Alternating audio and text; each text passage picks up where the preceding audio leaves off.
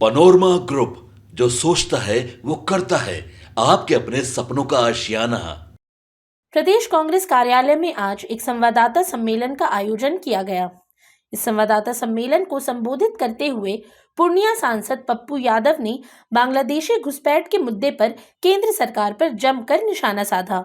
उन्होंने कहा कि झारखंड में लगभग 20 साल भाजपा का शासन रहा है और केंद्र में प्रधानमंत्री नरेंद्र मोदी के नेतृत्व में 11 वर्षों तक भाजपा की सरकार रही।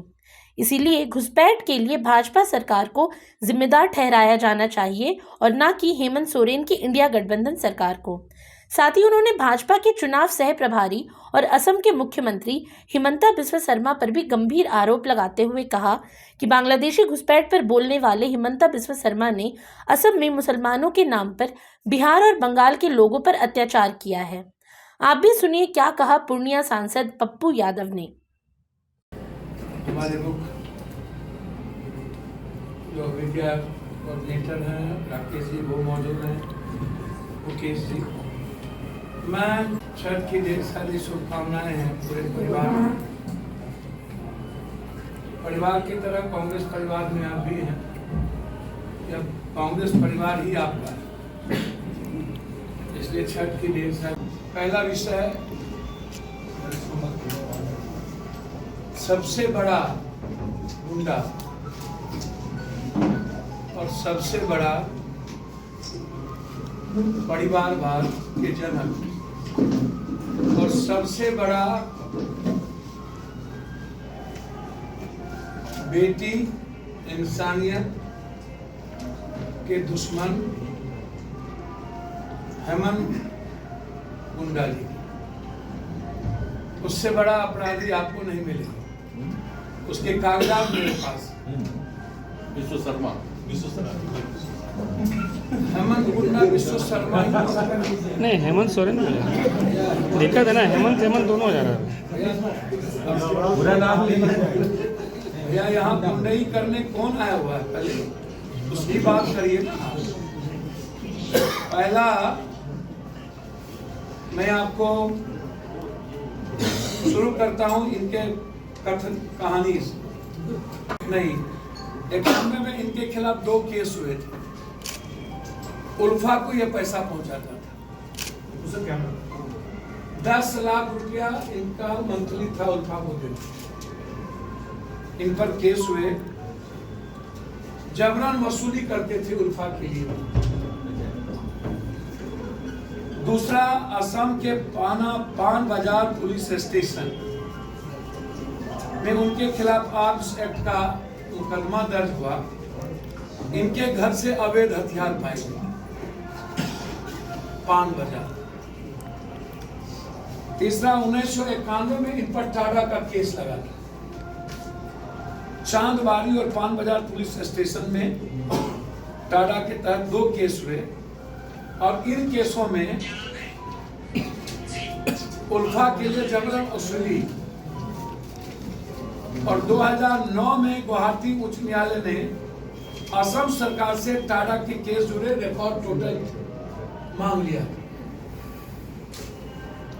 केस डायरी गायब करवाने के कारण उस पर बड़ा एक्शन नहीं ले पाए। 1991 में कांग्रेस नेता मानवेंद्र शर्मा की हत्या में इनका नाम डायरेक्ट आया। मानवेंद्र शर्मा। दूसरा,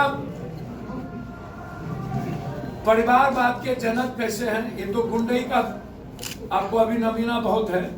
कंपनी पर पीपीई किट्स के ऑर्डर में कथित अनियमितता आरोप लगा।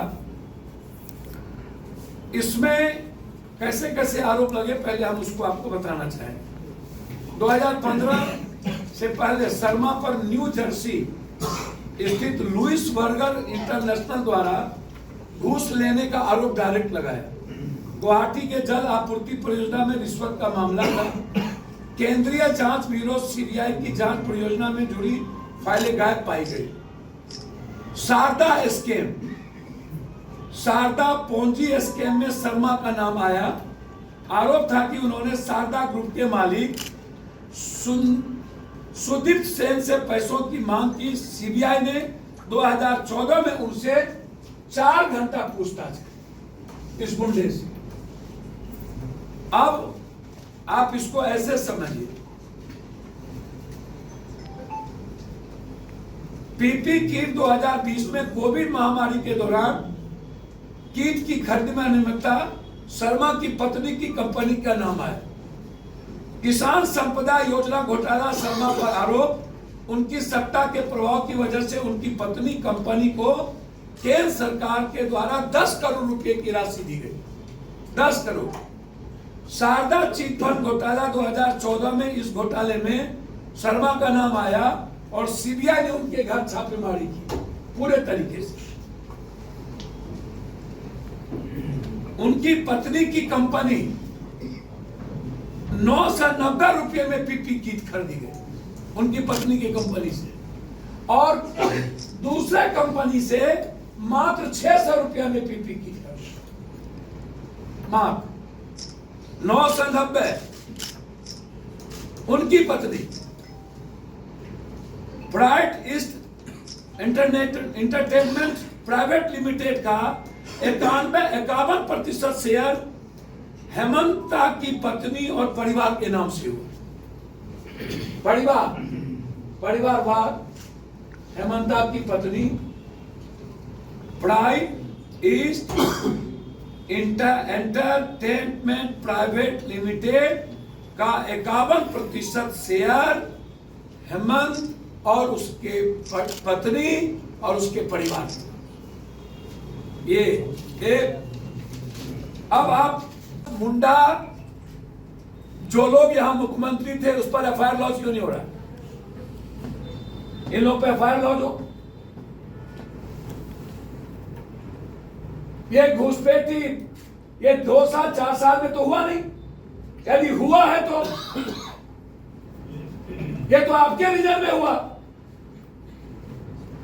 तो इस देश के पीएम, सीएम और डिफेंस मिनिस्टर को चुल्लू भर पानी में डूब के मर जाना चाहिए ना।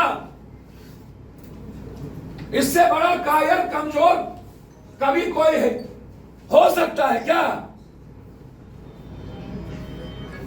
हेमंत जी की सरकार पर तो आरोप ही नहीं लग सकता। आप 20 साल रहे यहां और 20 साल में आपने नहीं निकाल पाया घुसपैठी को। एक।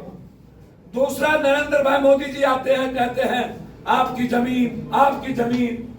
नरेंद्र भाई मोदी जी सरकार किसकी है? और लैंड जिहाद और लव जिहाद, मैं जानना चाहता हूं कि बीजेपी के सारे बड़े नेताओं की शादी किसके घर में? शीर्ष नेता से लेकर के आज तक आपके लिए कोई कोड है या नहीं? और यदि लैंड जिहाद की बात है तो पहले आप ये बताइए कि आदिवासी सरकार, मिडिल क्लास और की व्यापारी और कॉमन लोगों की सरकार से आपको इतनी नफरत क्यों है? आप अदानी की सरकार क्यों बनाना चाहते हैं? आप आदिवासी की सरकार को क्यों खत्म करना चाहते हैं? आप झारखंड के मिडिल क्लास के व्यापारियों को क्यों मिटाना चाहते हैं? आप अदानी को ला करके झारखंड के व्यापारी को नष्टो नाबूद क्यों करना चाहते हैं? आप अदानी की सरकार क्यों बनाना चाहते हैं?